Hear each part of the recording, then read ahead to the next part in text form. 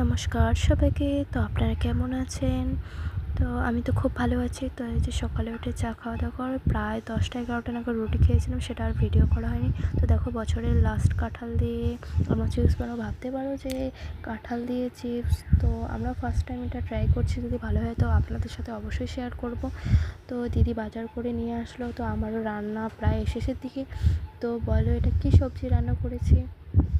তো খাওয়া দাওয়া করে তো এখন আমি বাজারে যাব, এই কানেরটা বানাতে দিব। তো এই যে আমি রেডি হয়ে এখন চলে যাব মার সাথে, কারণ মারও কিছু কাজ ছিল বাজারে। তো এই যে আমরা চলে যাচ্ছি বাজারে।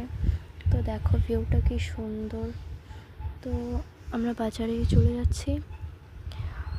তো এই যে দোকানে আসলাম, তো দোকানদার এখনও আসেনি।